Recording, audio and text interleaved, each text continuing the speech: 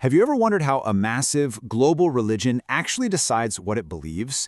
It's not always this slow, organic process over centuries. Sometimes it all comes down to one single, high-stakes moment and one incredibly influential person who steps into the spotlight. Well, today we're diving into the story of a man who is right at the center of one of those moments.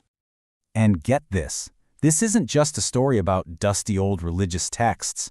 No, this is a story about politics, about raw power, and about a single question that was so divisive it threatened to literally tear the Roman Empire apart, just as it was trying to embrace a brand new faith.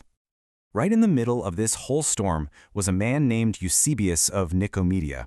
Now, he wasn't just any bishop, he was a master politician, a key player who had to walk the tightrope between the growing power of the Christian church and the absolute authority of Emperor Constantine. And that was the fundamental problem, right? On one hand, you've got Emperor Constantine. He desperately needs a united Christianity to be the glue that holds his empire together.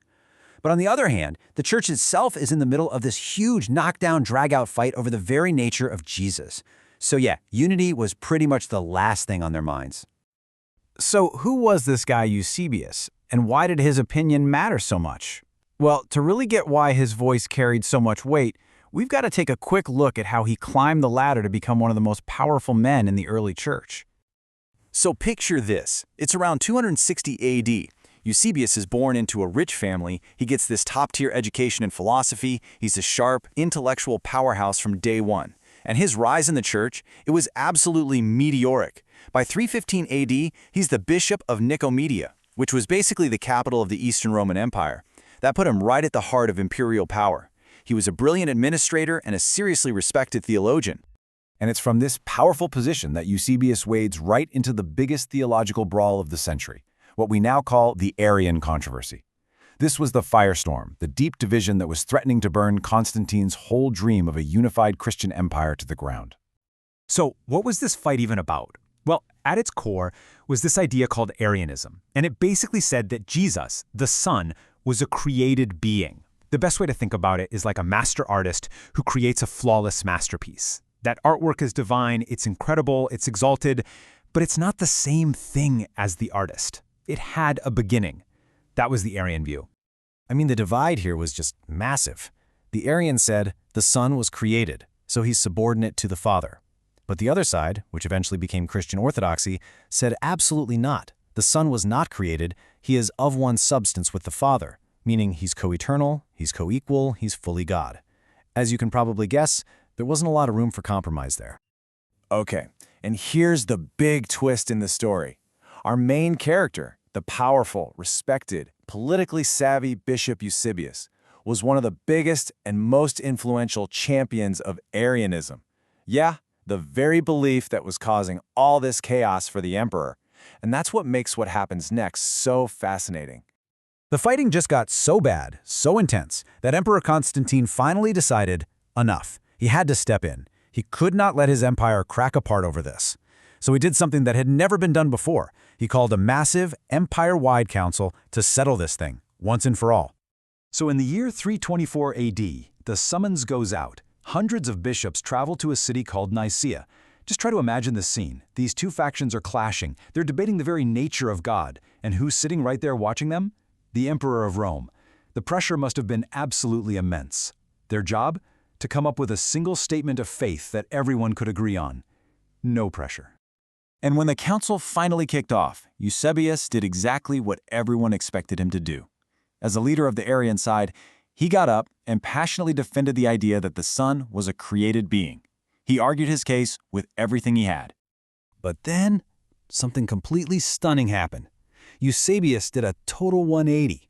He reversed his position. Now, was it because of the immense pressure from the emperor? Was it a genuine change of heart? Or was it just a smart political move to create unity?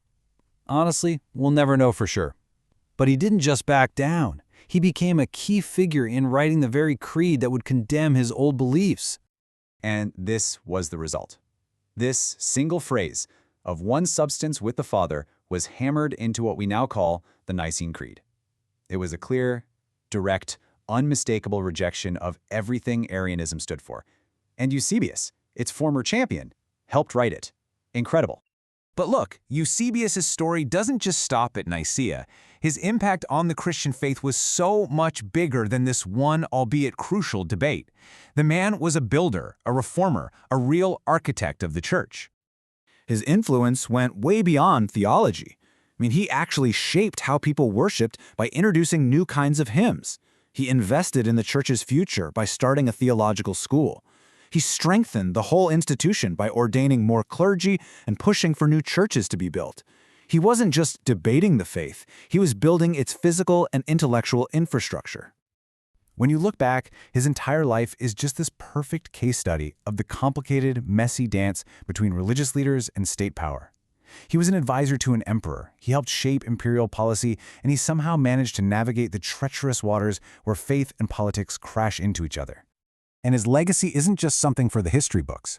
The Nicene Creed, that very document he did a complete U-turn to help create almost 1,700 years ago, is still a foundational statement of faith for millions upon millions of Christians all over the world. It's recited in churches every single week. His work, his words, they endure. All of which kind of brings us to a final big question, doesn't it? The story of Eusebius and Constantine brings up this timeless issue about the relationship between belief and government. It really forces us to ask, in our own world today, how should faith and power interact? That's definitely something worth thinking about.